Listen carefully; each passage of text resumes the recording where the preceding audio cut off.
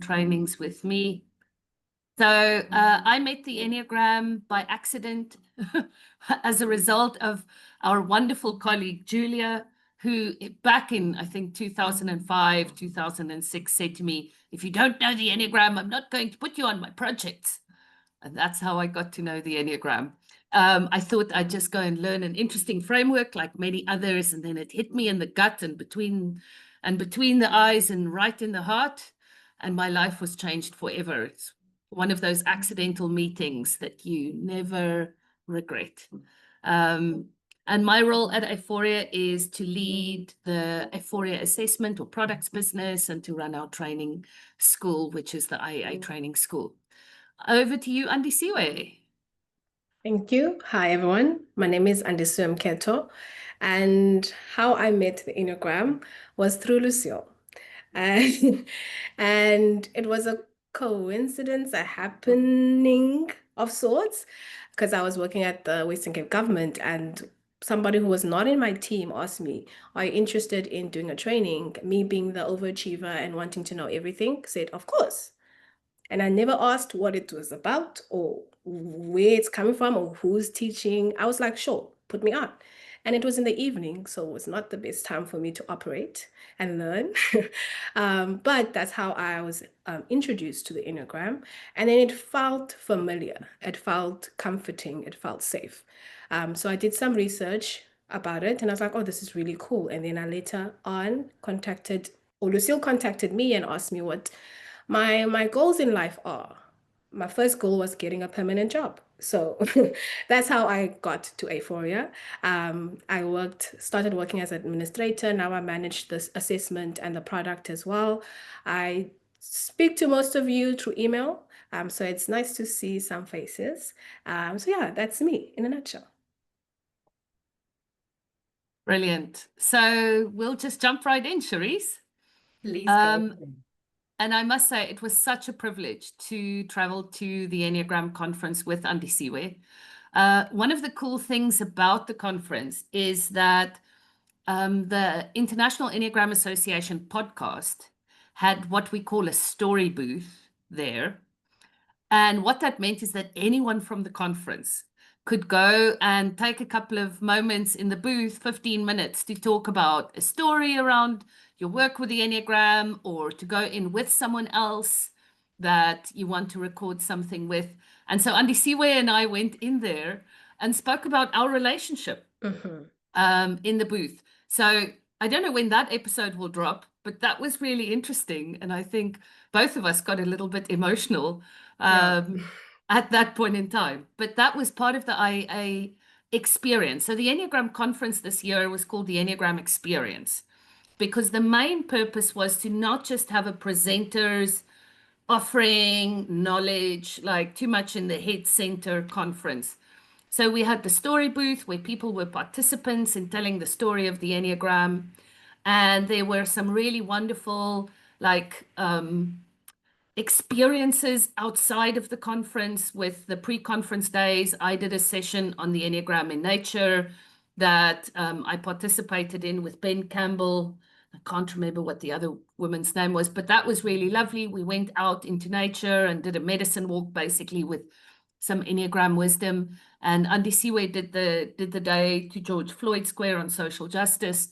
And we had every morning, we had Qigong, we had movement practices. There was the Enneagram After Dark, which was very interesting, musical and sexy talks about the Enneagram and sex. And we had a wonderful gala dinner with Russ Hudson, who DJ'd like he often does. It's a little bit of an Enneagram tradition. We have some photos up here. And then we had a 3D art booth where you could put VR goggles on and go through portals created by the Enneagram. We have a little video to help you experience that. But here are some of the images from the conference and around. And you'll see this in the bottom right-hand corner. That was Russ Hudson on the gala dinner evening doing his DJ thing. And I think he was DJing us through the centers, but he never told us what his Enneagram 5-ish experiment was. So that was a lot of fun. And in the top left-hand corner is some public art from Minneapolis. And that art is definitely made by a sexual subtype, and you have to figure out what it needs to say anyway. But you'll see some of the conference photos there, and some of our wonderful moments, and there were many others as well. So I want to start by talking a little bit about the way in which the conference opened, which was a panel. We didn't have opening or closings, individual speakers. And the opening panel had Russ Hudson, Suzanne Stabile, and Anne Murray, who has been a wonderful shining light. Some of you may not know her name, in the Minneapolis Enneagram community for more than 30 years. And the three of them really spoke about the early days of working with the Enneagram. Russ and Anne told some stories of a conference that happened 30 years, almost to the date ago from when we were there in July, when the International Enneagram Association was born, and what it was like in those early years, working with the Enneagram, and how people kind of ended up laying down their weapons and deciding to collaborate, for which we're deeply grateful for our wise elders, for helping the Enneagram be an open source model where people are not litigating for all kinds of trademarks around the Enneagram, but sharing this old wisdom model with each other. And some of the wisdom that I took from listening to that panel is they were saying, when you first meet the Enneagram, be clear. You need to work with it for at least 5 years without teaching it, without being an Enneagram teacher.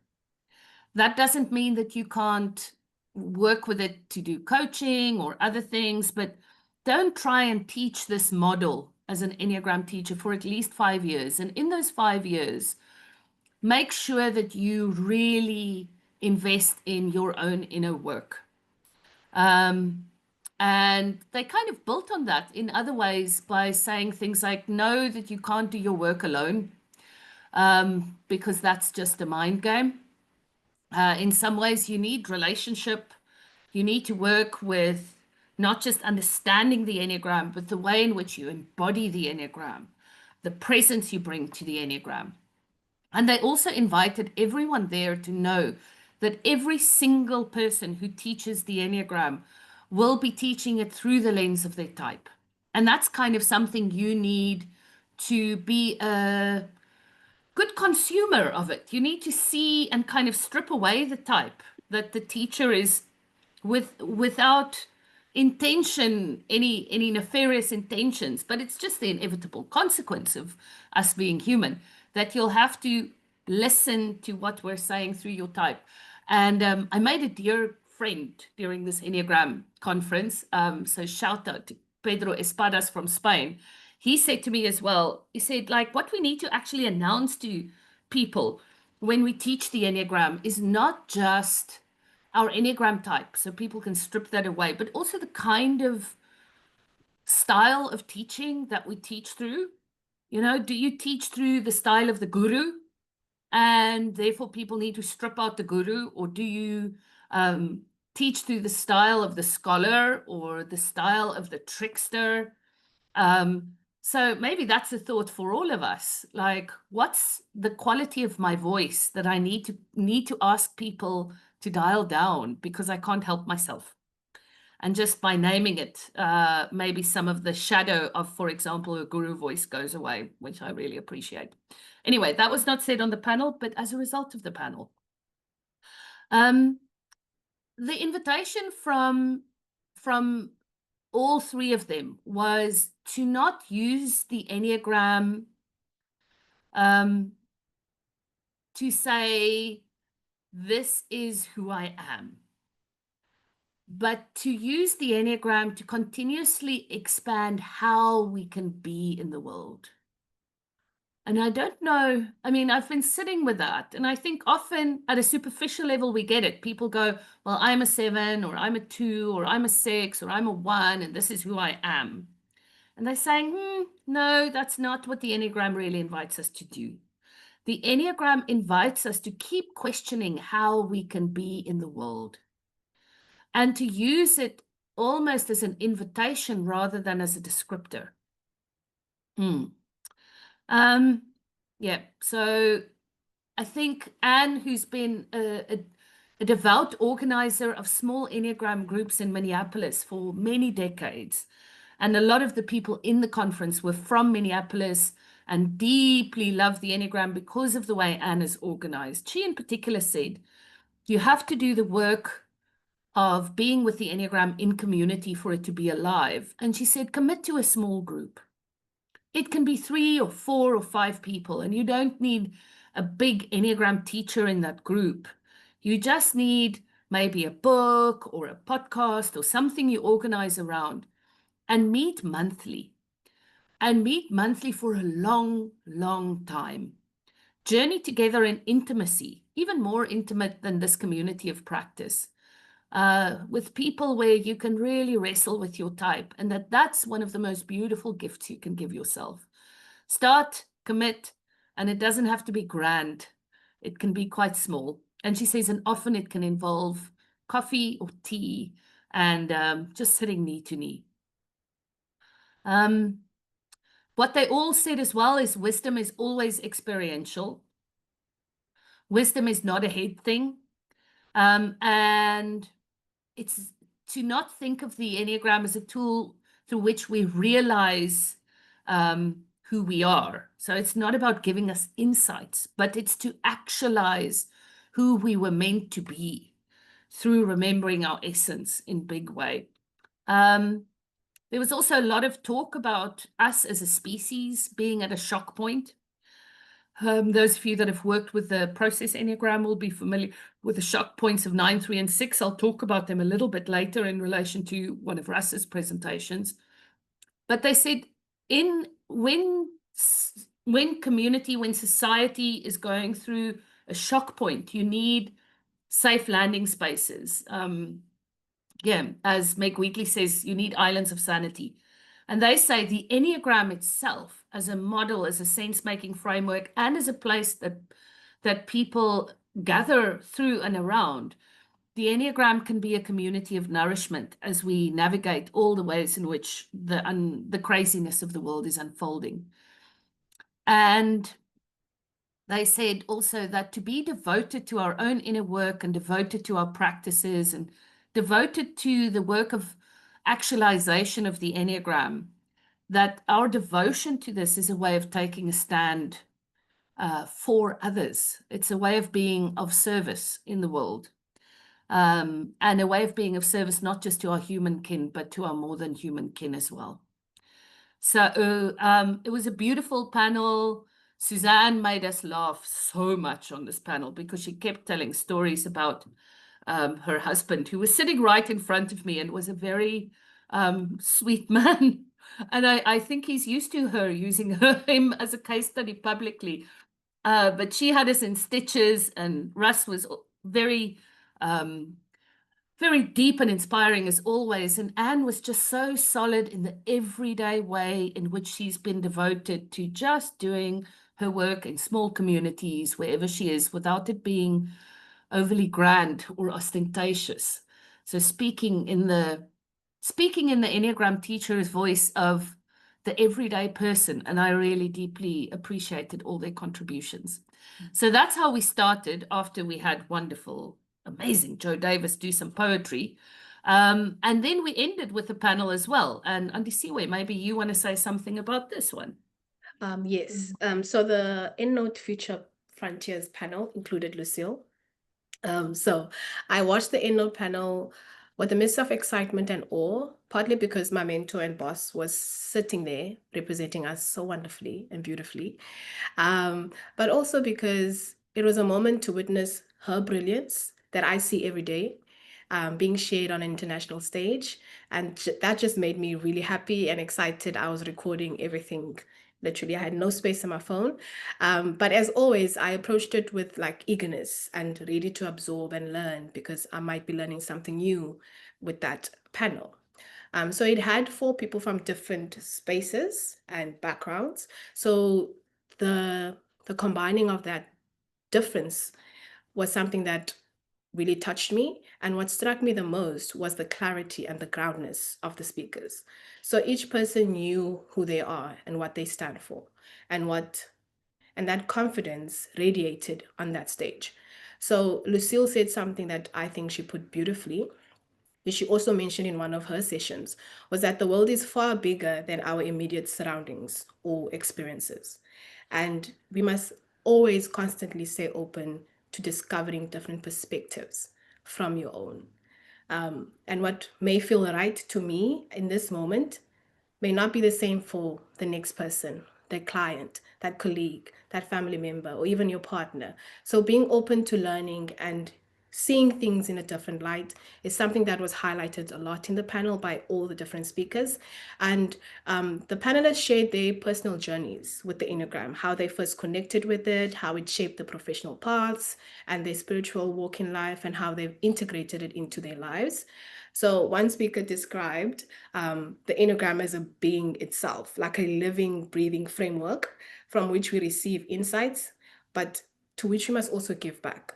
And they reminded us the importance of community as well, which for me was like, okay, it started with community and now it's ending with community again, which means that it's something that we actually need to look into and do as people. So the Enneagram gives us a way to connect deeply with each other, which is what I got, even without emphasizing the numbers and the labels, the trifixes and all of that. But understanding that the human goes beyond a certain number, goes beyond a certain personality, but they are important and complex in their own way. And they also highlighted that independent work calls for thinking beyond the normal. This is how the Western world does it, so we need to do it that way. Which it's not an individual lens, but learning from the communal societies around us, that connection, that belonging, that shared growth, and understanding that we are not alone in this world of discovery. There's people around us. We just need to take that moment and stand together and recognize and just look up once in a while and see that I'm not alone. And what I took out the most and what I'll finally say is that it inspired me in terms of like it encouraged me to experiment and explore the Enneagram freely. That just because I've learned it this way, I've been taught this way, is the right way. There's something new or something else I need to discover. So it's a tool of discovery, tool of reflection, of a dialogue, not something to fear or confine, as this is the type that you are, Andisiwe, and you can't go beyond that. So the panel just reminded me that growth and understanding and connection are always available when we show up with humility and curiosity and the willingness to be wrong, the willingness to be corrected, and the willingness to engage with different perspectives. So watching this panel was very informative. I wrote a lot of notes, but if I read the notes now, I don't think you will make sense of them because it's a mix of English and Xhosa.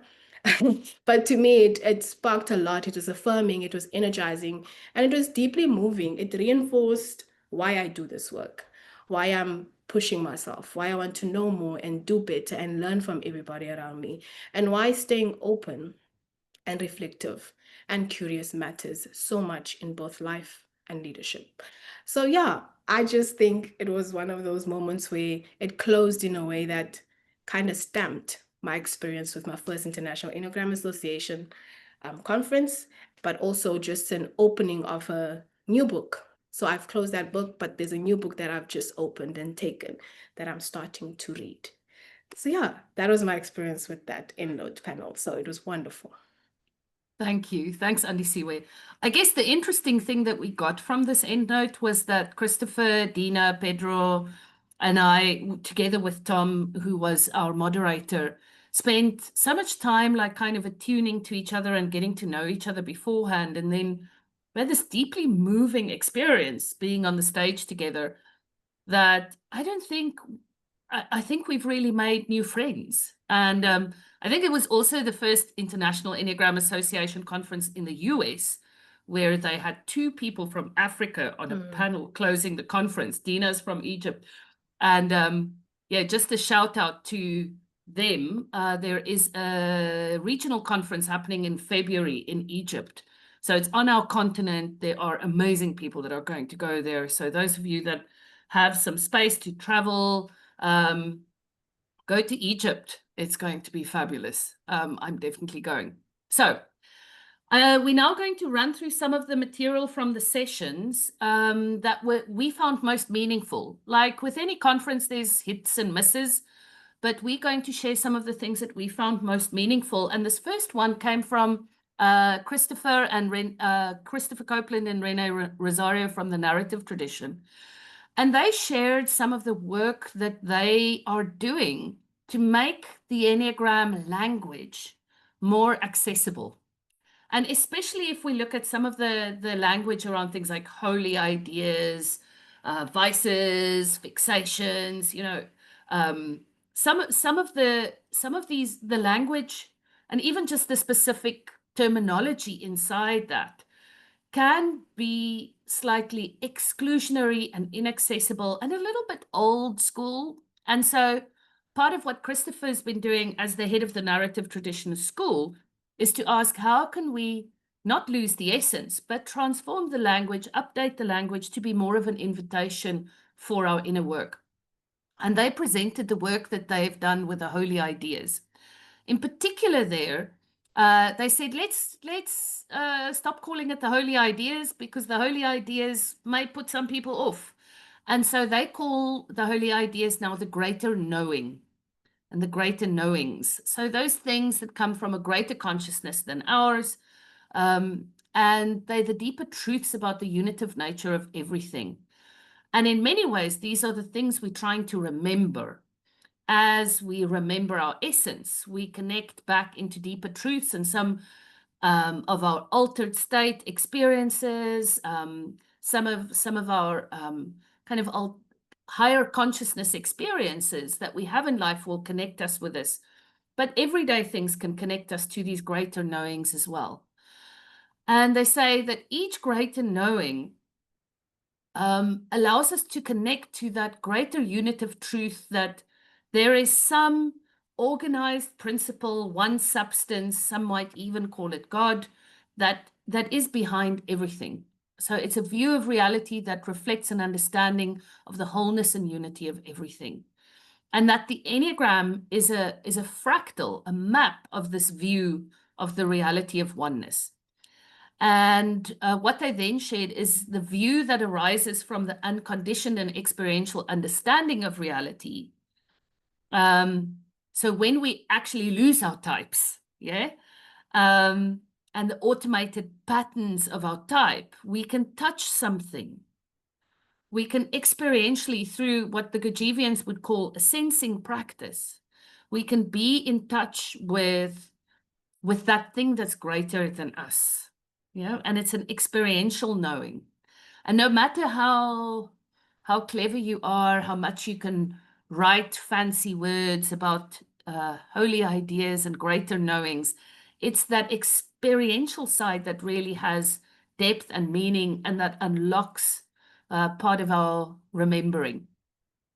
So the greater knowing of each type represents something that we lose sight of because our egos get in the way. And so the way in which we then strive through our egos is a way in which we mimic, in a very human egoic way, the greater knowing that's actually inside that type. It's like, think of the greater knowing as the wise version of this. And then we're all like little kids on bicycles, trying to pretend that we're crones and elders in some way. And that's how the ego then gets in the way. And so this is the way in which they are languaging the greater knowing of the different types. So very simple: oneness, love, goodness, freedom, hope, wholeness, abundance, faith, and wisdom. And these are words we have a relationship with, right? And as we mature, as we unfold, as we become, our relationship with these things deepen. And so I don't have to necessarily teach any of you love, because we have experiences of love that is greater than the love between two people. That's like a universal love. We all have experiences of love. And we all constantly trying to remember that. And so when I'm an Enneagram 9, merging and avoiding conflict and doing all the things that my ego style does as an Enneagram 9, I'm mimicking, I'm trying to remember love, and I'm doing it in the best way my ego knows. But actually, what I need to do is I need to reconnect to the unitive principle of love. And that then helps me to dissolve the way in which my ego is trying to merge with others as a way of recreating that love. So just as a way of talking that through all the way. And you can look at your type and ask, how is the pattern of my type trying to mimic this greater knowing that I actually carry around within me? So another way in which they then tell the story is like in the gut center, all the principles there. So oneness, love, and goodness, these principles, oneness, love, and goodness, are all views of the totality of reality. So what is reality actually like? It's a place of oneness, it's a place of love, it's a place of goodness. The greater knowings of the heart center are all views on how we function in relation to reality. So the way in which we're trying to be in relationship with oneness, love, and goodness is by trying to be free through expressions of hope and through our expression of wholeness. Yeah. So that's how we try to relate to reality. And 5, 6, and 7, which are abundance, faith, and wisdom, how all humans, how humanity, how the human species as a species is trying to relate to reality. So what is reality? How do I relate to reality? And how do we meet that reality as humans? Is another way of looking at it. So the way in which they very simply describe and teach all those different greater knowings is, what's the nature of reality? All is one, all is love, all is good. And you might hear the rings of some spiritual teachings and some religious teachings, depending on your tradition, even in relation to this. How do we relate to that? So you'll see here we're working with the object relations triad, but here called the greater knowing triad. So how do we relate to oneness? My action cooperates with the flow of oneness. So I go with the flow of oneness, which is freedom. And how does humanity relate to oneness? I am an inseparable part of oneness. Yeah, so I am part of oneness. I cooperate with oneness, and I know that all is one. In that same way, if we look at 936, all is love. And my action is part of the unfolding of love. And I am rooted in love, is the Enneagram 6 part of that story. And then if we look at goodness, 147, all is good. My action is an embodiment of goodness. And I am an expression of goodness. So I contribute to goodness, and I am goodness, and all is good, is a way in which we make sense of these ideas.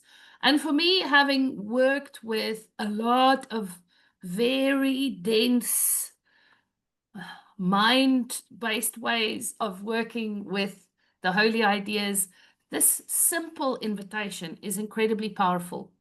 So I am going to ask Cherise to pop us into some breakouts in a moment. And what we're going to do is we are going to spend 8 minutes in the breakout.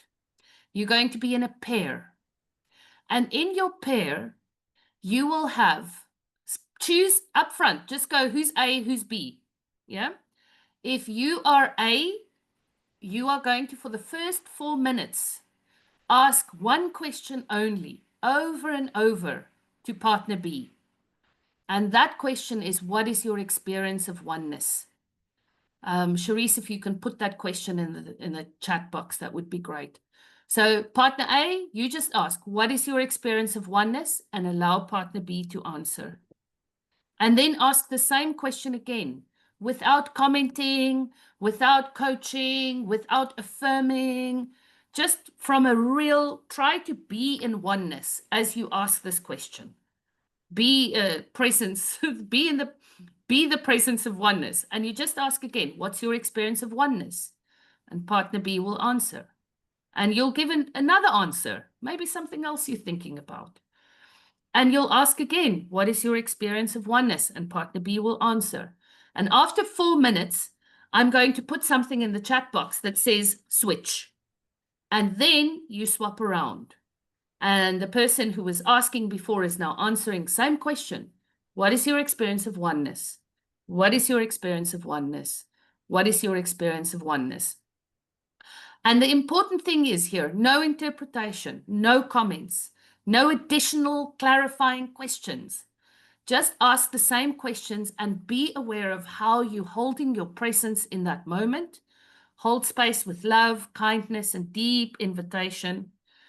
And if before we say switch, you run out of answers, just hold the silence. Yeah? And then we'll swap around and we'll bring you back here in 8 minutes' time. So you are about to experience exactly what we did in that session, and it was an absolutely beautiful thing. So off you go. Sharice's magic. See you back in 8 minutes. Rooms are opening. You can join the room.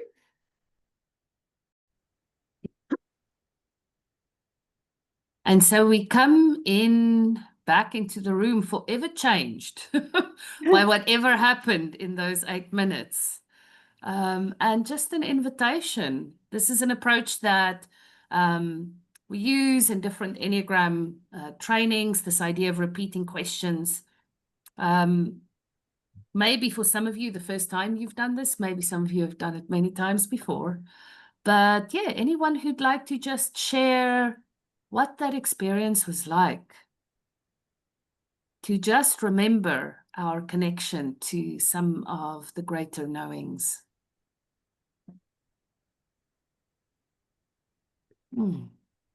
Lucille? Yes, Jacques.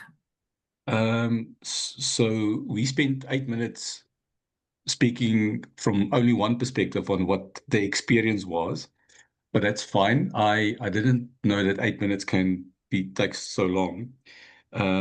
It's like blanking. It just never ends. So at the end, Jill and myself, I came to the realization I used a lot of kind of external pictures to describe, but I couldn't tell her what the true experience of oneness is. So that was a realization for me. So that was quite interesting. So I can use a lot of stories and analogies and whatever it is, and I can, share stuff out of books and quotes and whatever it is. But do I know what the experience of oneness is? How does that feel like? Thank you for sharing that, Jacques. Because that was the question, eh? What's the What's your experience? experience of oneness? Yeah. Mm. And so I have a theory. And my theory is that if I sit knee to knee, and it's a bit harder virtually, but if I sit knee to knee, even with a stranger, and bring my greatest presence to asking that question and answering that question long enough, we will experience oneness just in working with this question. Can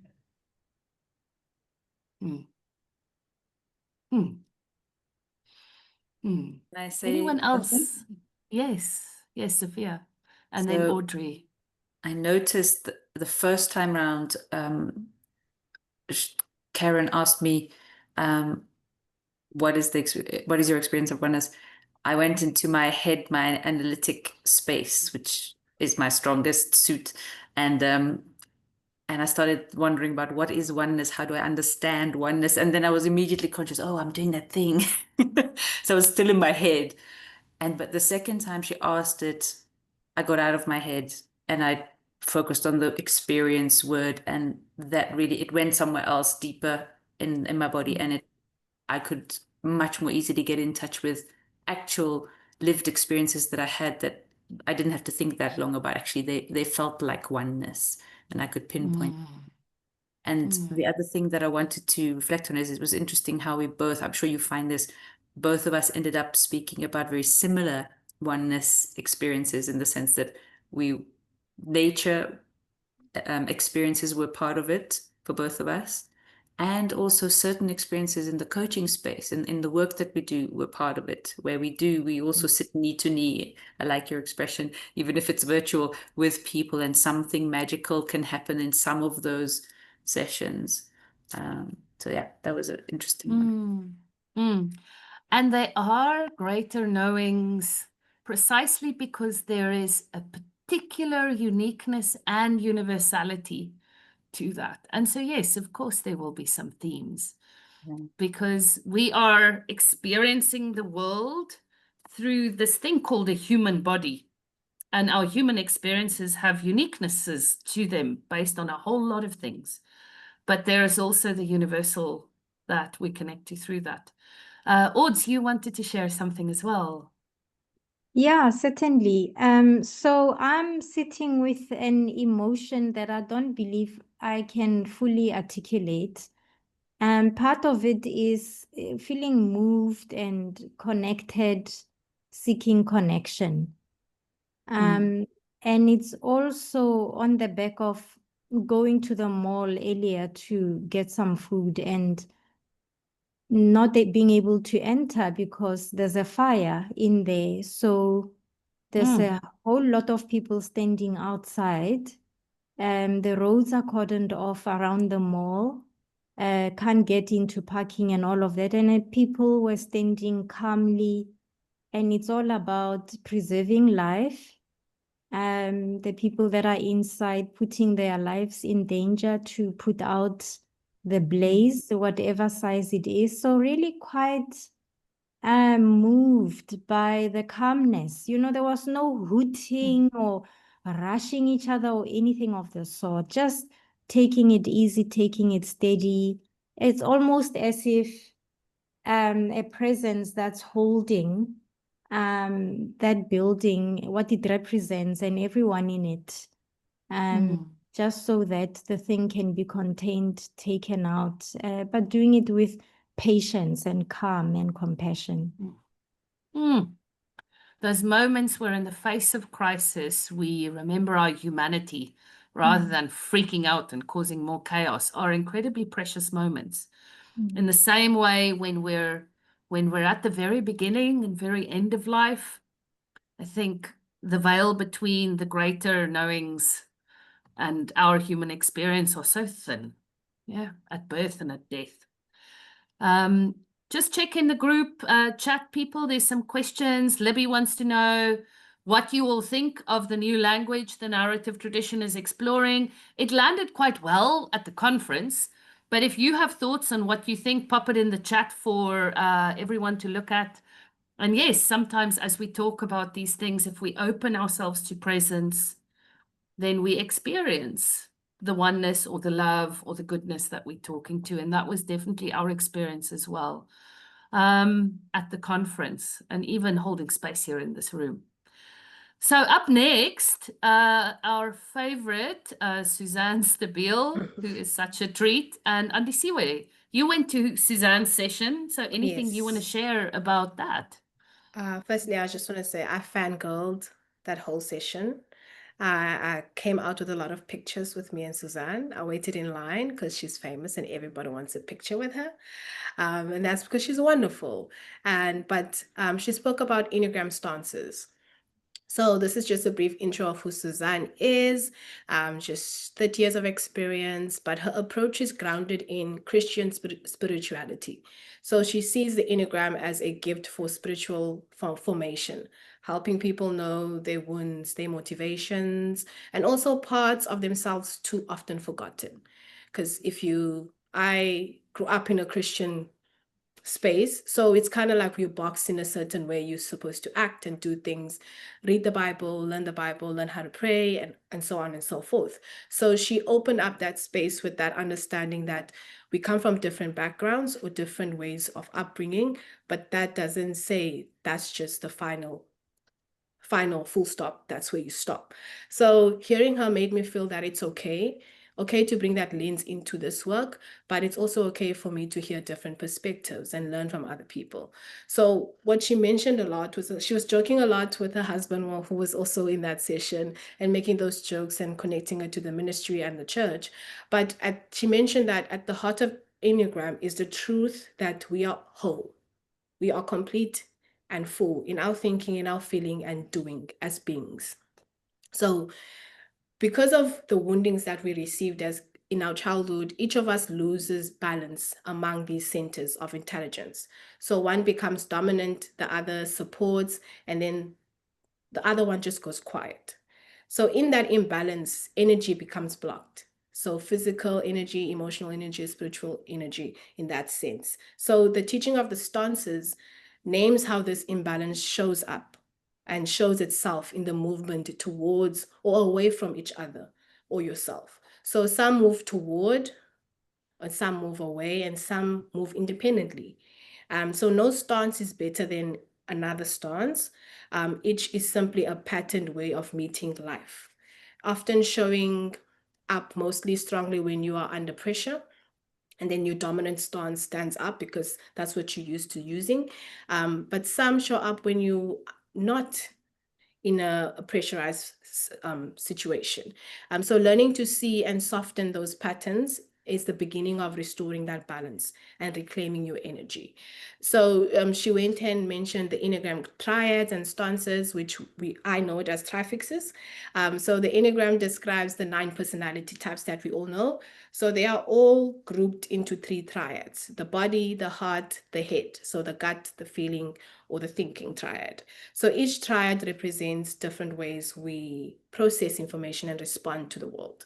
So she mentioned that the body triad, which type 8, 9, and 1, the core motivation there is anger, which they process differently. And then the heart triad, which is 2, 3, and 4, is shame. The core emotion there is shame, often related to self-image or how others see them. And then the head, which is 5, 6, and 7, the core emotion there is fear, which drives their need for security and understanding. So within these triads, there are 3 stances that describes our habitual way of acting and relating to others and the way we carry ourselves in the world. So there's the aggressive stance that she mentioned, which is the 3, 7, 8 types. So these types move against people, asserting themselves to get what they want or need. They tend to be action-oriented, driven, they know what they want, and they know how to get there. And then the withdrawing stance, which is the 4s, the 5s, and the 9s, these types move away from people. So they often retreat, they often isolate, and live in their inner world. So they value privacy and self-sufficiency. So I related to that a lot because I'm a type 5, so I do isolate a lot. And so when she mentioned that, I was like, oh, it's something that I'm just so used to doing, that I've picked up as a child, that now it seems like it's something normal that everybody should isolate when it's overwhelming. But now that I look into it and actually discover that it's not actually that, I need to work on the other centers of intelligence just so we can have a balance. And then the dependent stance, which is the 1, 2, and 6. So these types move toward people. So they seek connection, they seek validation, they're often highly aware of what others need and they act on it. So she went on to just explain a bit more, understanding the centers of intelligence. So these 3 centers of intelligence that I mentioned, the head, the heart, and the gut, we use all 3. But each Enneagram type has a dominant center, a supporting center, and a repressed center, like I mentioned before. And having that repressed center, this is a center we use the least. It's often blind spot, but it's also where our purest and most authentic self can be found. And I found that really, really amazing because I never thought of it that way. The purest and the most authentic self is found in the least center that you use. And without doing any significant inner work, we tend to operate from a lower and less healthy place because we overlook that center. So by learning to work with all three centers, we can access our full potential. So the three centers in practice is that the type 1, 2, and 6 use thinking as they lead, but replace the doing center. They may overthink but not take action. So I have a great idea. I play it out in my head. I have scenarios. I know how I'm going to tackle tomorrow, but then I don't actually do it. I put it in the back center. I'll do it next time. I'll do it next time. So that's the types 1, 2, and 6. And then if you're looking at 4, 5, and 9, is they use the feeling as they lead, but they replace the doing center. So they may get stuck in the emotion and thoughts and not take action.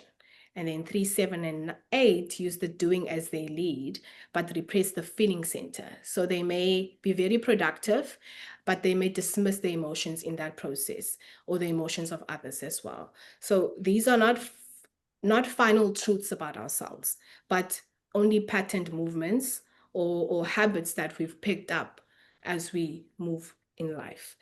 So for me, when she mentioned all of that, it just made me realize that the three centers are not separate from each other. They're all one. Just like how it was Pangea and it's separated, but in the beginning, we were all one. So these three streams can work together as one life. And each type forgets one sometimes and relies on the other more because of circumstances and situations that we have, but then we overuse one center more than the other. So the forgotten center, the repressed center holds a hidden gift. It is not our weakness, but the doorway back to balance and integration with not only ourselves, but the world around us. So we just need to be aware or understand that as we are complete as we are. That's what I got from there. We are complete. And my takeaway from that session was that the Enneagram is not about fixing what is broken. Nothing is broken. It's about remembering what we always had, which is ourselves complete and a whole person. And we cannot change our type, but we can take responsibility for waking up within that type, being responsible of how you act and how you react to certain things and how you walk and move in this life. And that the stance that we fall back on is only a shadow of what is possible. So I may not use my repressed stance because there's a possibility that I will be the best version of myself if I work on it constantly, every day. And that the center that we repress is only a veil of our deepest knowing. So we know so much, but we tend to not tap into that because we're so used to being told you are 5, so you do this, you act this way, or you're this type of person, so you should be acting this way. So it was an invitation to just honor all three centers and thinking about how all three centers make me who I am and the way I show up in this world. So the work is not perfection, but presence. It's not about becoming the greatest person in the world or the greatest practitioner. It's about remembering who you are, who you've always been, and staying true to that. And understanding that when you're walking in this world, your presence is what people feel first. And that's what they encounter first. They don't encounter your Enneagram type. They don't encounter your degrees. They don't encounter how much knowledge you bring to the world. They encounter your presence. So nurture that and remember that you are already complete in that knowing. So that was really like one of those sessions where I was like, okay, I heard you. Now I need to go back and rethink everything that I know. But I've always admired Suzanne and I've always read up about her. So to actually see her in person and listen to what she says outside of a book that I read was something that was like, I'll cherish for the rest of my life. But also this hit me harder because she's coming from the same background that I'm coming from. So it was like, oh, so that's why sometimes things irritate me or I get frustrated when I'm in the church setting or I'm at work because I operate from I don't use one of my stances well to operate in my full potential. So that session was wonderful, just to put it out there. And yeah, that's what I got from the Suzanne Sabille session. And I would recommend you all read up. She has a podcast that she has that you can listen to, and she's really wonderful. And she has books that you can read. And yeah, I Yeah. enjoyed it. Yeah, she is just one of the most authentic Enneagram teachers out there, and such a treat. So, Enneagram Journey podcast, it's been going for many episodes, if you don't know it yet. So I'd like to share a bit of Russ Hudson's individual session. And so it was the 30th anniversary of the International Enneagram Association Conference, which means that a lot of the early pioneers were there. Patrick O'Leary was there, Jerry Wagner was there, Russ was there, Anne Murray was there. So wonderful to be with them. And what happens is when you are with some of these early pioneers is they get to basically sit on the stage and be wise. And they don't really use slides, and they just talk. And those of you that have spent time with Russ may have heard some of these things, but just to once again underscore some of his wisdom that he brings in his wonderfully embodied five-ish way. So he was saying that one of the things that we need to understand as humans is the place where we throw our development, our awakening away most often is at the end of each practice. So if, for example, you do a mindfulness practice or a listening practice, or you're praying, or whatever your practice is, your breathwork practice, the moment we transition out of the practice and into our normal everyday, this is where we throw it away. And this is the place we need to pay most attention to, like a transition point in many ways. Because going back to normal, so out of the practice and back to normal, means we're going back into our fixations. And so in his talk, he kept talking about it's not in the monastery. You know, we don't live our lives in the monastery, and our practice should not be in the monastery. Our practice should be in our everyday living. And then he just offered some other wisdoms that I've pulled out into the sharing. He said, in our maturation journey, do not see the stages as a race. It's not a race. And the moment you think it's a race, you've thrown it away. Yeah. And so part of what you have heard us say now, because it was, I think, a theme in the conference, is we're remembering the truth of who we are. And that's how we mature. That's how we get into our essence. This is how we grow. As Suzanne also said, the moment you think that you can race yourself into that remembering, you're not remembering. Yeah. And so he said, think about this. The essence qualities is where we start. And then kind of all the layers of life get piled on top of it. So we're trying to remember our essence. The fixations inside our types are the mental tricks that keep us from experiencing the suffering that comes from how we do life. So fixations are mental tricks that keep us away from experiencing the suffering created by our egos. And the passions are not bad habits.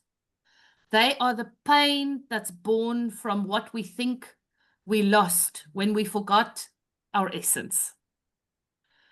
And the virtues are how we come to experience the pain.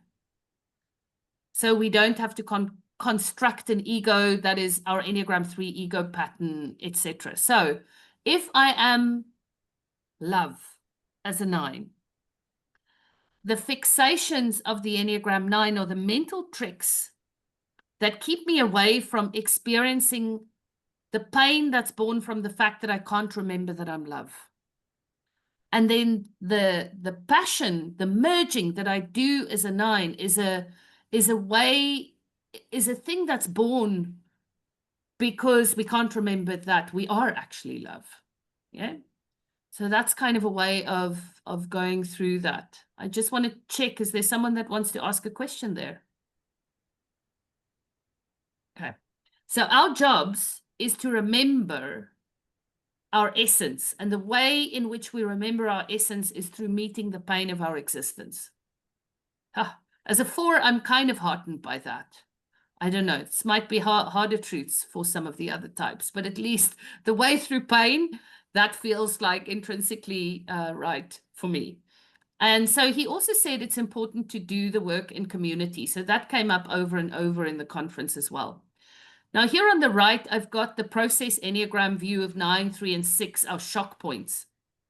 And so a way of thinking about this is at Enneagram 9, so now I'm not talking through the personality points. I'm talking through the part of the law of 3, the shock points that we see in 9, 3, 6 in the Enneagram, which is a long story for another day if this is very new language for you. But at 9, part of what I need to do is that I am one with all.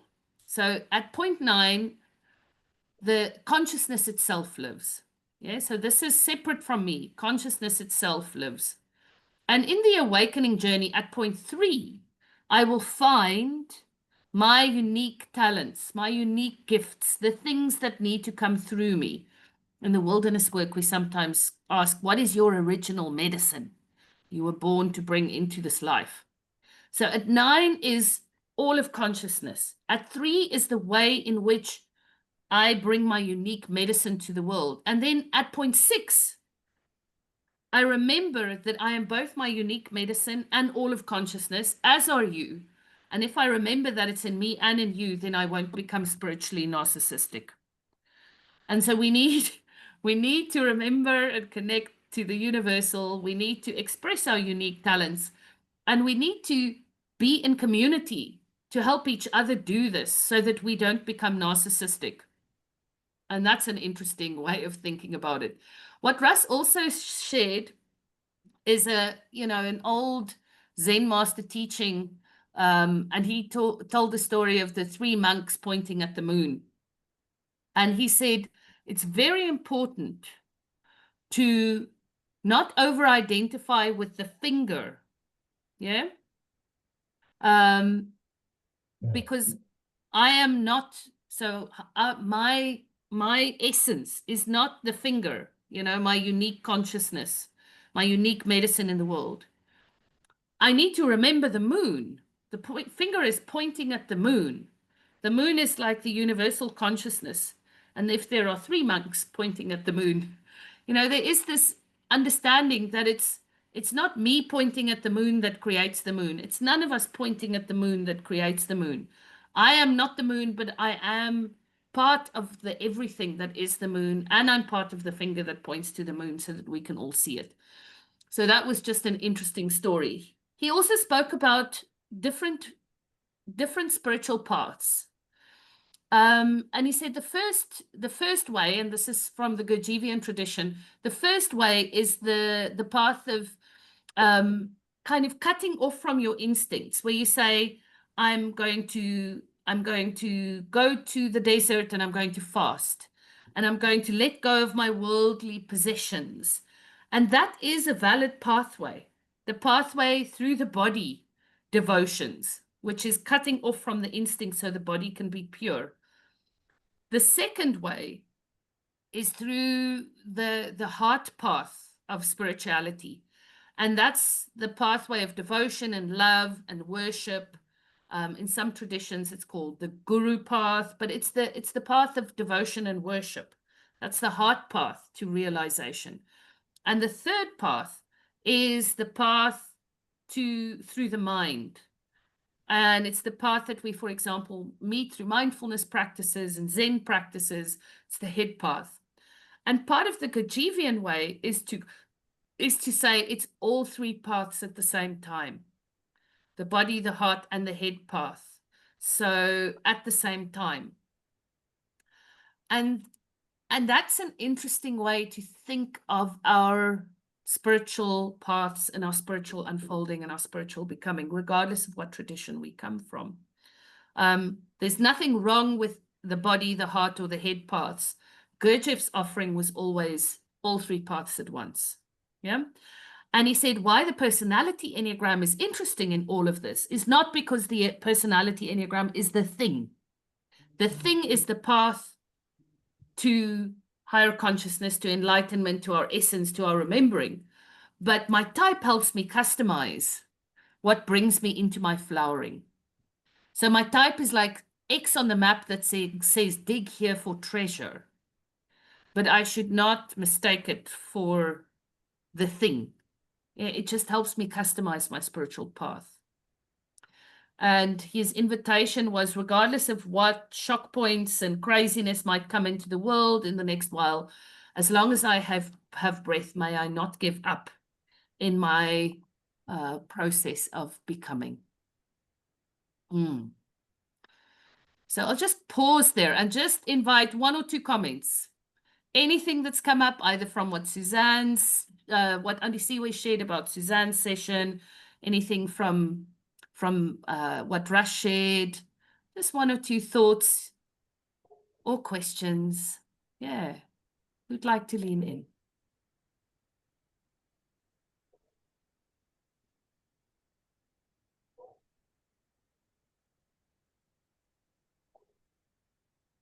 Okay, then we'll just continue on. Yeah. So next one up, there were many panels. I went to another cool panel, which had 4 very different humans on there. Wow. A medical doctor, Dr. Kara Nance, one of my friends from Finland, wonderful Sari, who does organization development work and is busy with her PhD in self-managing teams. Belinda Gore, who talks about object relations, and Irma Velasquez, who's an artist. So 2 or 3 things from this. Dr. Kara Nance has a very cool EEG cap that she puts on people's heads with like 30 little nodes, I think, that maps how people's brains fire while they are solving a standardized set of problems. And she showed us maps of different Enneagram types and how their brains fire differently while answering these problems. And if you are in the US, you can look her up and go and put her thinking cap on if you're very interested in this. She then offers a whole lot of alternative pathways to development. One of them, for example, is use of plant medicines and use of ketamine. And then she does, so people would work with her around, for example, ketamine-based therapies for a period of 1.5 years or 3 years. And then they put the thinking caps on again. And you can see how the brain pattern has changed and formed more integrated pathways, which are represented by these little diamonds in how the brain is firing. It's a very new and alternative way of thinking about type, but also an interesting way to see how the practices, so this is not just talking therapy, but different practices. So you can go, if you're meditating and you're meditating intensely for 2 years or 3 years, you can look at before and after pictures of your brain, which will then show some of the changes in that way. If you want scientific knowledge, I think in a lot of wisdom traditions, we already know kind of what it does, but then if you need the picture, you can see it. But also just interesting to see how type patterns determine, you know, just different types. The brains just fire in such different places, which is very interesting. Then Sari's still busy with her PhD research, but she's really working on self-managing teams. And what she said is, in her research, the kind of avenue that she's exploring is, let's just bank that self-managing teams are messy. And the messier a way of organizing is, the more we need frameworks to help people meet the humans that are in the team rather than just their roles, because the roles are going to be quite versatile. And so she says the Enneagram and maturity are very useful maps to help us meet humans rather than roles in self-managed teams. I have spoken before about Belinda Gore's work with object relations. So I'm not going to say much more. There is a whole community of practice session on that, but her book, Finding Freedom, is really awesome. So if you don't have that yet and you haven't listened to Belinda talk about object relations, please do so. Highly recommend it. And then Irma Velasquez is part of the Enneagram Experience, had this art installation called Pause 9. And I'm going to show you a short video of that just to give you a sense of what we went through. Although I went in, and I don't know if it's Andisiwe's Enneagram type that kept her out of that, but she didn't go and put the VR goggles on, and I did. And the question that Irma, and she's working with Roxanne Howe Murphy about, on questions like how do we scale awakening beyond and practices beyond the teachers? Yeah. And she said, given where I come from in the world, being elitist and saying you all have to go on this big spiritual journey with this guru or this teacher is not my way. So I'm making art installations, and these are digital art installations to help bring it to everyone out there.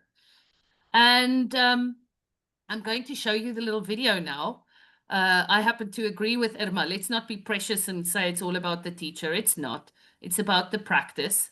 So hopefully this video plays a bit better than my other one that stopped halfway through.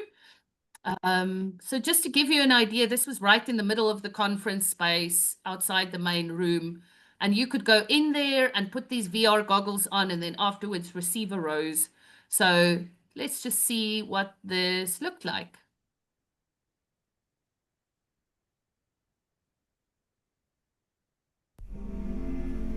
Ah, here you are. Welcome to Pause 9.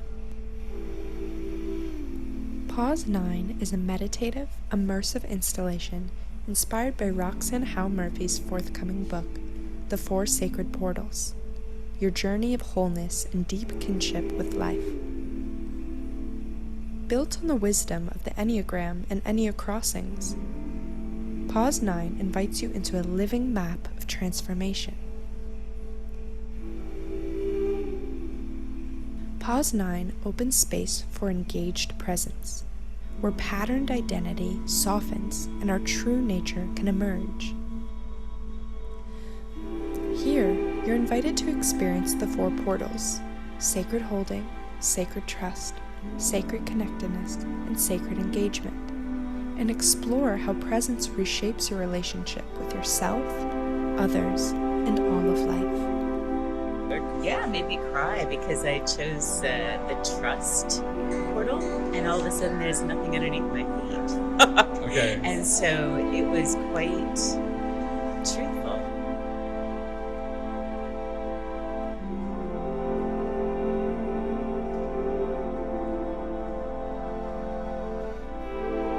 It was mesmerizing. Like I felt as if I was not really here, like I got transcended somewhere. To go deeper, visit thedeeplivinglab.org.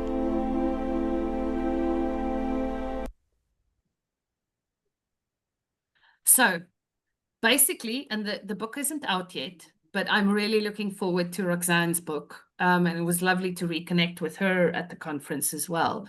So these four crossings, which I don't completely understand yet. I just had an experience of them. I'm just going to see if I can take us back here for a moment. Okay, go back. No. Let me try again. Sorry, everyone. Just give me a moment to try and move the slide somewhere else. No, it doesn't want to do that. Okay, I'm not going to be able to do that. Maybe now. Go back. I'm stuck in my slideshow. Here we go. Okay, so take the Enneagram and connect here between 4 and 5, between 6 and 3, between 7 and 2, and 8 and 1. And these are the sacred crossings. And if we move through the map from soul to spirit, we will move through these crossings of holding and trust and connectedness and engagement. And basically, you put the goggles on, and it took you on this beautiful image-scape, and you walked until you found these portals, and you would choose one of the doors to go through. And if you went through the trust portal, then through the VR goggles, suddenly you're falling through space, and it creates that idea. And I chose the one of holding. And so I had this experience of the universe coming to almost swaddle me in some way. So a complete visual, almost immersion. And then as you go through these different images and Roxanne's voice speaking to you to guide the whole journey, towards the end, you come back to this forest where you started, and it gives you the opportunity to pretend that you're throwing something that you're letting go of into the fire. And yeah, it was very different to anything I've ever experienced at an Enneagram conference. And I think there's something interesting about that way of democratizing what we do with the Enneagram. Yeah. So hopefully coming to a space near you where you can go and put some of those goggles on, but look out for Roxanne's book. It will be coming out in the next couple of months. Then just a couple of quick tools. I quite enjoyed meeting Siok. She's a practitioner from,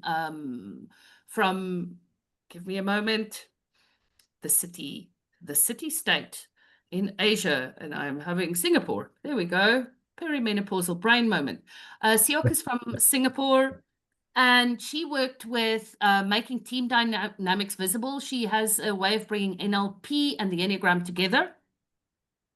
What I wanted to show you here more than anything is the way in which she languages the energies of all 9 types for a team context. So we're transcending the individual personality.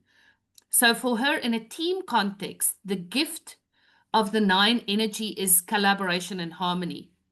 The Enneagram 1 gifts are protocols and quality. The Enneagram 2 gifts are connection and appreciation. 3, we're working with results and recognition. 4, with individuality and meaningful pursuit. 5, with knowledge and deep solutioning. 6, with teamwork and preparedness. 7, with variety and visioning. And 8, with action and impact. So she's basically brought together 18 qualities that are all part of what makes teams really powerful and potent. And of course, teams won't bring all those qualities in equal ways. So here's a team, for example, that brings very little 8 energy, actioning and impact, and very little 4 energy, but quite a lot of protocols and quality and collaboration and harmony, and a fair amount of teamwork and preparedness. And some of the 3 coming through, but she kind of maps it like this, and then helps the team. So this is a sales operations team. See how this helps and hinders given the goals that we have as a team, given our strategic objectives. I really enjoyed the clarity of the transition of language into team qualities away from individual types. And so I just wanted to share that as a quick pulse input. I love Marianne Gilbert. Rumor has it she's coming to South Africa to do a 6-day somatic Enneagram course soon. So we'll let you know as soon as we have dates for that. I think that's going to happen next year as opposed to this year. But Marianne did some morning sessions, and we did some movement practices, 7 o'clock in the morning. And what she basically did is she helped us connect the gut. So if we think about our fight, flight, freeze, instinctual responses to feeling threatened in the world, she says the gut types get stuck in fight, the heart types get stuck in freeze, and the head types get stuck in flight. And it connects to rage, grief, and fear. And so what she did is she played first we did some practices to help us awaken our relationship with our bodies. Then she plays some music that related to, for example, for the gut types, it was like angry music. It was very activating music. And invited all the gut types to be in the middle of the room and to express rage and to move with rage and to howl with rage and to be in the body with rage. And the types really allowed the rage, for example, to flow through them. After a while, the people from the other centers would join. But the core idea here was to allow it to not be an interrupted cycle. So if we're going into and we're experiencing rage, 8, 9s, and 1s all have a way of interrupting it in some way. And how can we finish it? How can we fully express it? And not express it towards someone else, but let it move through our bodies.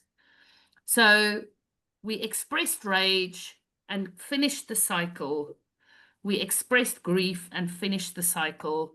And then fear as well, through different kinds of music and invitation. I found it very powerful and very useful. And as always, there's a part of me that can watch cynically for the difference between our expression of these things in our body and the performative ways in which we could be in that expression. And I'm interested in that in myself as well, like the ways in which we can become performative. And so I'm very curious as to how we do this practice when no one's watching, because we were a big room of people. And so I just hold that as a question, but very excited about Marion coming here soon if we can make it work.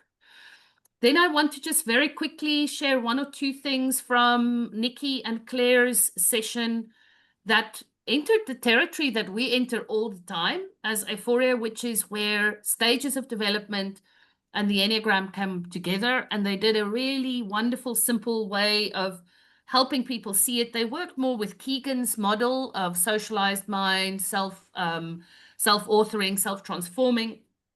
And they gave a big shout out to Aephoria and the work that we do, told everyone who wants to train more in how these frameworks come together to come to Aephoria. So well done, all of you, you're in the right place. But just 1 or 2 exercises they did very briefly. When we got into the room, they gave us each a little sticker with our Enneagram types on. So obviously I had mine, it said Enneagram 4, and they asked us to put it on our chest. So you've got it here on your chest. And then pretty early on in the session, they said, okay, so describe yourself through Enneagram 4. You know, who are you? And so in a pair, I described myself. And then they said, now take the sticker off and put it on your hand. And now look at Enneagram 4 here and tell me what you know about Enneagram 4 that helps you understand yourself. Yeah. So somehow it's not I am a 4, it's 4 helps me understand who I am. Yeah, it's a mirror. So from Enneagram 4, I am subject to my Enneagram 4-ness.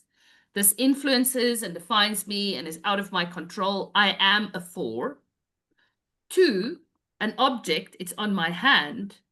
This may influence me, but it doesn't define me. I have agency. I choose how I relate to it. I have some Enneagram 4 qualities, but it's not that I am this. So what that helped us see, and it's a Keegan-informed exercise, is every time we can take things that are on our chests, things that we are subject to, and we can turn them into objects, we are enabling a difference in how we make sense of the world. And that's what stage change is about. Taking things that are on our chest and putting them on our hands so we can look at them there. And I thought that's just a very powerful, you know, so take that exercise if it's useful for you. But if we think about what we do when we put an Enneagram mat on the floor in the middle of a group, the moment we go and people are looking at the map, instead of going, you know, John and Jill, the 1 and the 7, have a fight with each other. Now we put the Enneagram in here, and it's not about John and Jill's bad qualities or good qualities. It's about like some universal understanding of how 1s and 7s piss each other off and can be beautifully collaborative at the same time. Can you see how we've taken subject and made it object? And therefore we enable a higher order sense making of what's happening in the dynamic between two of us. And so just through the way in which we put our Enneagram mats out, there's a beautiful way in which we do that. 1 or 2 other things I wanted to share from their presentation is, so they put a couple of principles of vertical development in there. Most of them we also teach. It's not better to grow to the next stage. As Russ then says, it's not a race from stage to stage. I like point 2, and I don't know if we emphasize that enough.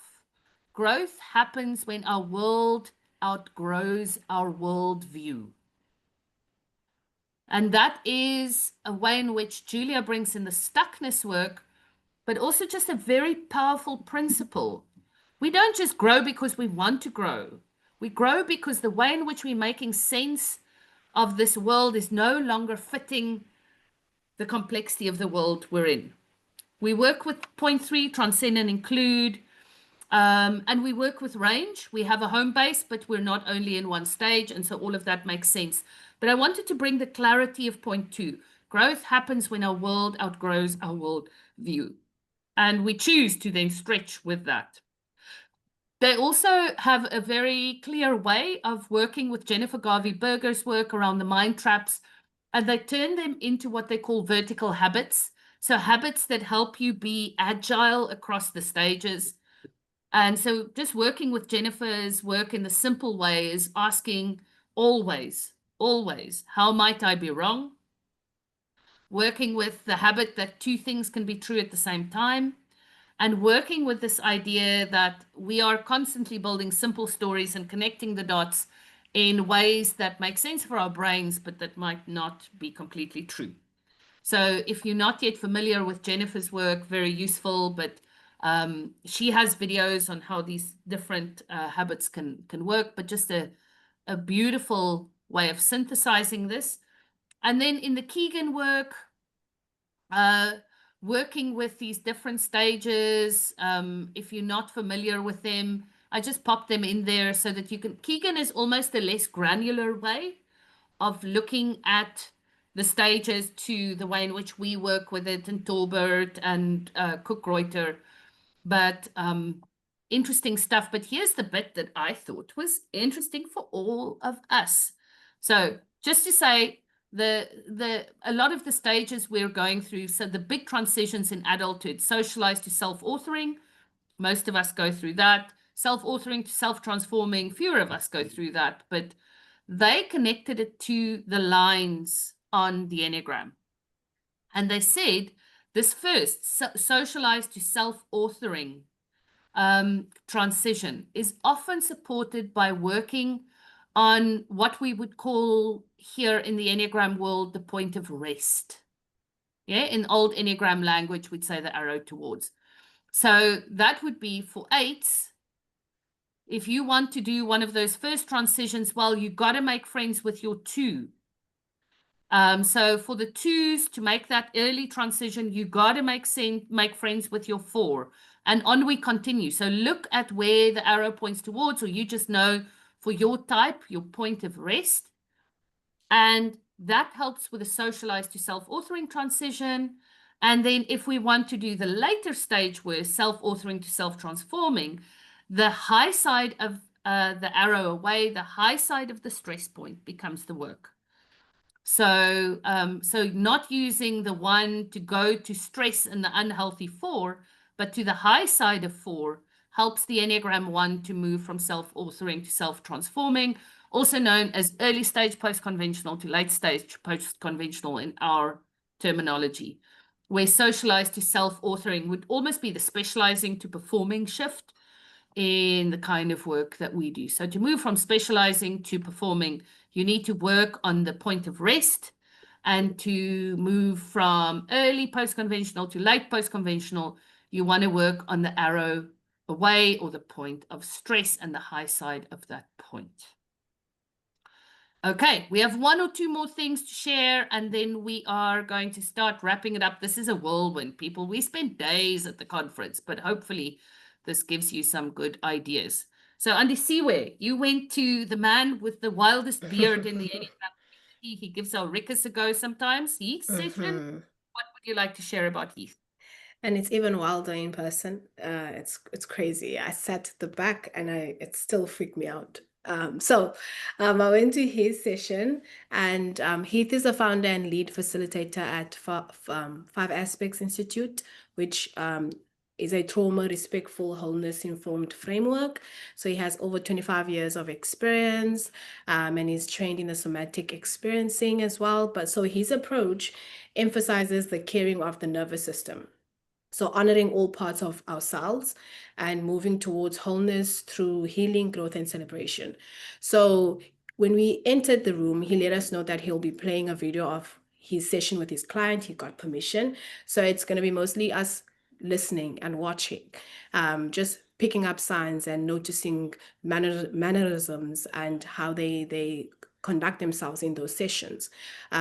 So we just sat there knowing and understanding that we're going to watch somebody or experience somebody's life through video. So there wasn't a lot of slides or pictures. So this is the only picture I got, which I'll explain further what it means. So this approach reminded me that our personality and instincts are not problems to fix. And I think you'll hear, I probably went to sessions that told me the same thing.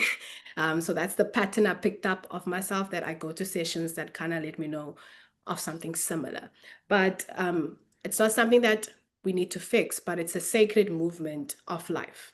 So the Five Aspects approach begins with the pleasure and positivity, rooting us in the truth of our body, our mind, and our heart, which is designed for resilience. So the work is physical, strategic, and a holy remembering of our form, which is a temple, and our capacity to keep moving, and even through hardships. So the core concepts that he had was the instincts, the resilience, and beyond. So the instincts, he mentioned, that are not enemies. So our instincts are our initial response to things. They are not something that needs to be fixed, but rather friends that we need to welcome.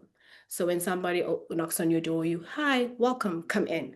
So something that you need to welcome in you. And the wisdom and the knowledge that stays in that instincts is something that we need to carry and is sacred. And then resilience, he mentioned that it's our personality that is resilient and which should be celebrated. It's how we protect our body. It's how we protect ourselves, which is seen as a temple to be cared for and honored for what it matters the most as we move in this world. So we need to be resilient, and that's our personality. And then the beyond concept, he let us know that it's when we become more aware of our instincts and resilient self. So our personalities and our body is when you get to that moment of becoming aware of those parts of yourself, we begin to surrender control and access something far deeper than what we have known. And that's when the healing starts. So this is the process of moving from survival and safety to surrender. And together, these movements, for me, help me understand or welcome my full complexity and supporting the natural unfolding of who I am and where I want to be and where I currently am as an individual. So the Five Aspects circle of work that he mentioned it's represented by shapes. So you can't clearly see the shapes there, but there's this square shape which was in red that represents the symptom, the problem, or the reaction to an event. So it's the starting point where you kind of realize, oh, there's a problem here and I need to fix it. So that's the red, the square.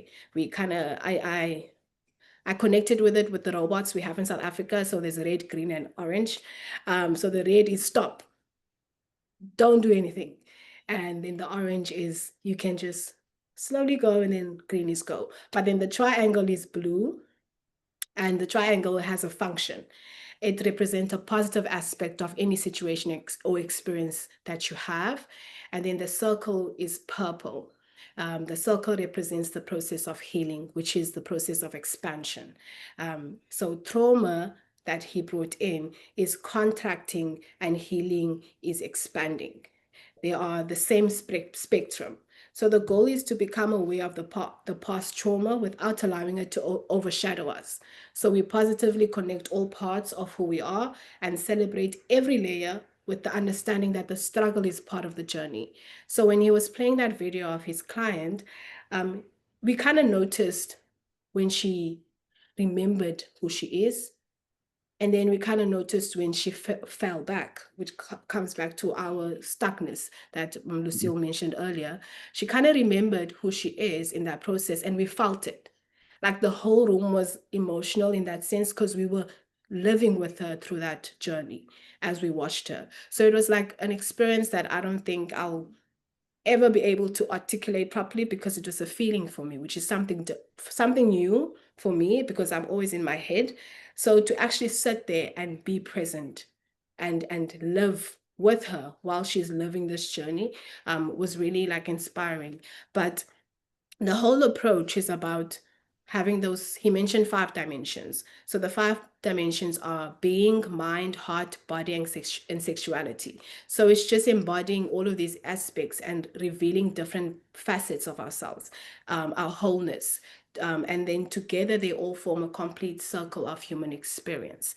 And then my reflection from this whole session is that he put it in a way that, for me, he explained that the path is a way of remembering what we never lost. We've never lost parts of ourselves. We've never lost who we are, the essence of who we are.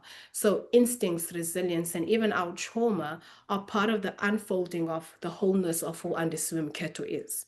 And healing is the expansion of that. And growth is knowing that I can surrender. And the work begins and ends with remembering what we are as a whole. So in this session, it really opened my eyes up in understanding that trauma doesn't fully define who I am or where I come from or my background, but it also highlights where I can go as a person. And the way he presented it was in a very deeply respectful manner and was grounded in awareness of self.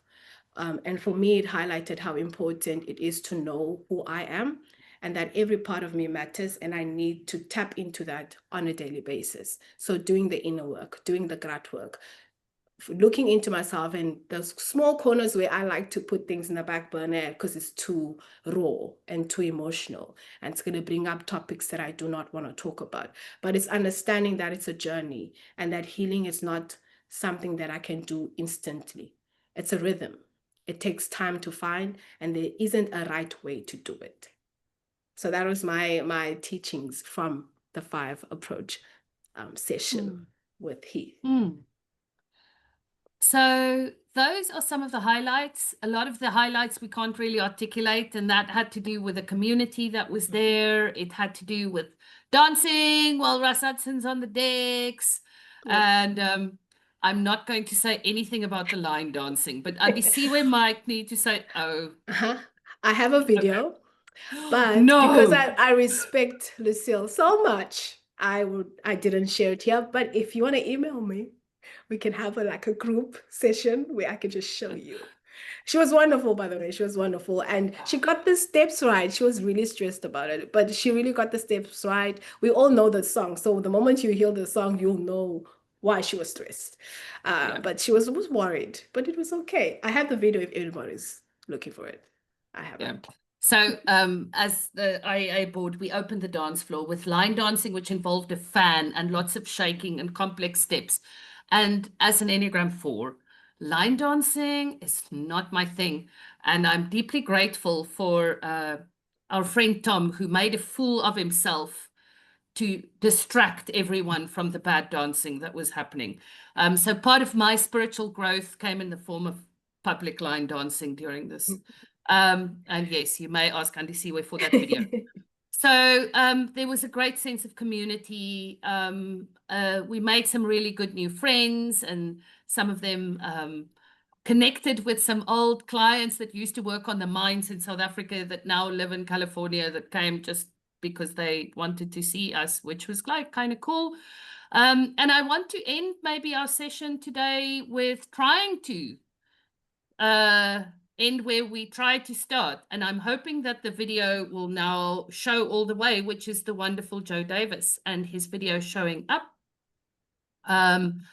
And I'm going to try once more, but you may stay and watch. It's about a 4-minute performance of one of his poems, and it's deeply connected to how we experience the conference. And if you got to go, you got to go, but let's hope it goes all the way this time. And so that's how we'll end off this. And here we go. Joe Davis, show up.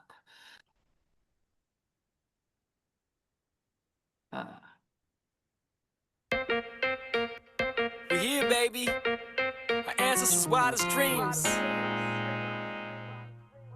We were each called to this place, this time in the season.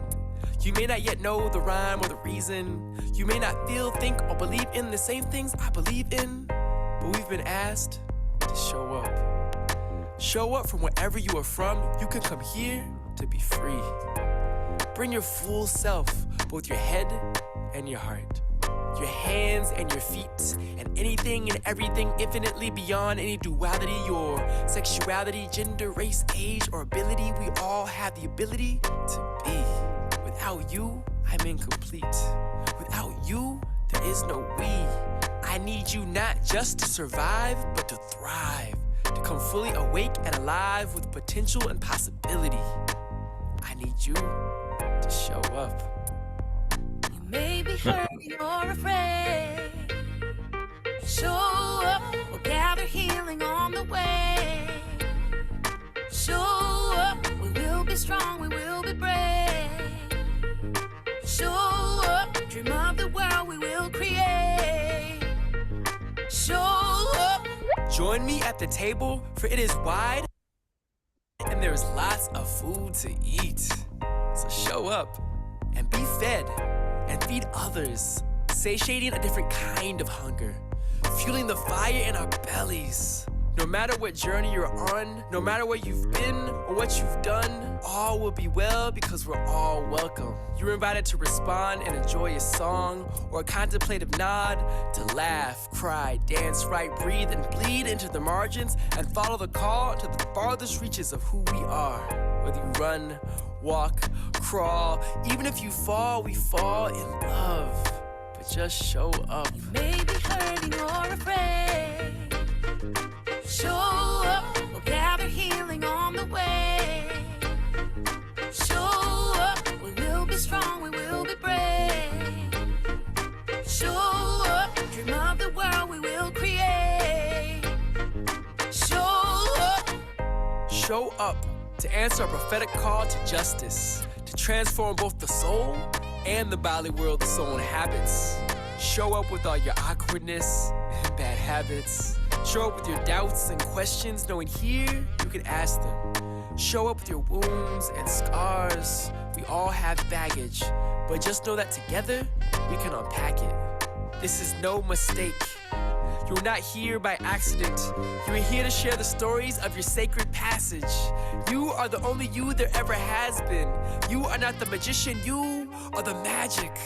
So show up to this place here where there's no grace period, there's only grace, period. Bring your fears and insecurities, let us marvel in the mystery, let us listen to each other to life for the deep, holy listening. Can you hear it? Can you hear it? That is the sound of the genuine within you, the spirit stirring near you, but if you don't show up, how can anyone hear you? Show up, even if you don't know for certain. You may have the truth and healing for which this world is searching. In this grand universe, we are but small workers, but with a big purpose, because of our hearts widening the circle. Hearts that are open, hearts that are broken, so a little light can shine through, a little hope for the hopeless. Came with a swag that was so unique. Fly the flag and embrace the freak. Bring your off-pitch singing in your ugly feet. You're a piece of the puzzle and the puzzle is piece. It's like that, y'all. That's all. You don't have to act hard. You can just relax, kick back, take the mask off. That costume costs a lot. Don't watch all your thoughts come off the top. Don't wait till you got it all down. You might dig it like a volleyball. Found life where you only thought death was. Guess what? You messed up. Think you're extra. Don't diss the disbelief. Don't miss the mystery. Your history's history. Without you, this place is incomplete. Your feet are speaking loudly by bringing you here. Your presence is worth more than 1,000 speeches. Your intentions have been made clear. Your mere body is a statement. Your flesh is a hedge of protection. Each moment you spend here is an invaluable investment. Remember, your usual silence is not a good look. Your shrinking violent routine is bringing violence to the scene. So wake up, partner up, study up, listen up, keep up, read up, look up, don't give up, and most importantly, show up. You may be hurting or afraid. Show up, we'll gather healing on the way. Show up, we will be strong, we will be brave. Show up, dream of the world we will create. Show up. Wherever you go, simply know the spirit of this place goes with you. So go, ready with sleeves rolled up, always growing, never fully grown up. Ready with all your heart, mind, body, and soul, simply to show up. And so that is what we brought back from the conference. A little bit of Joe Davis magic, almost makes me want to cry. And the Poetic Diaspora, the name of his band that you saw there. And a great sense of community. And please know that what we're doing here, I mean, is really connected to some of the frontline thinking that we saw there. Like people said, what's some of the frontline thinking? And it's like bringing vertical development and Enneagram together. We've been doing it for a while here already. There's a lot of heart in the Enneagram community.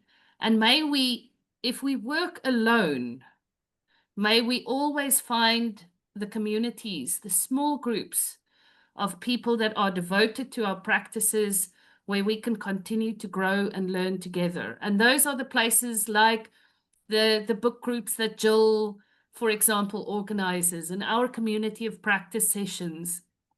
And the small group of practitioners that you call your friends, that you do crazy things in the mountain with, Antoinette, thinking of what we did a while ago. So it's really about finding your small group, stick to your practices. You can't do the work on your own. And I really took this message that just doing client work is not enough.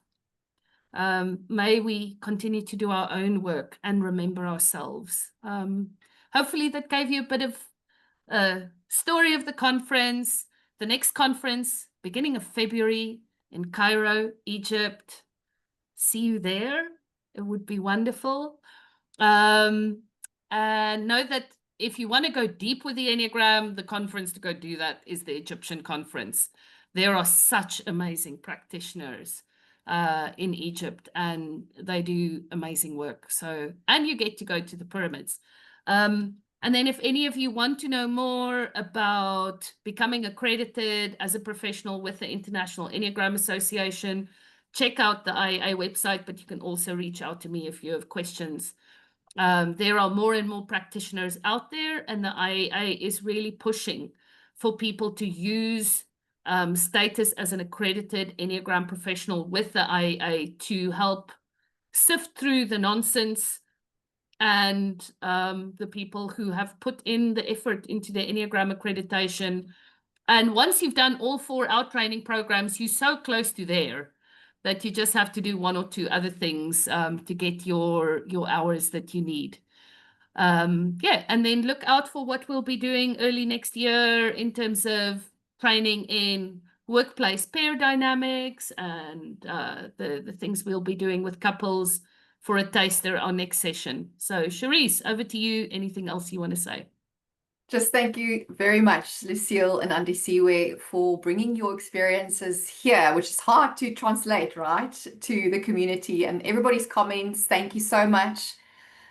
They feel nourished. There's, you've really touched us and brought that community spirit here. So thank you so much for sharing. Thank you everyone for being here.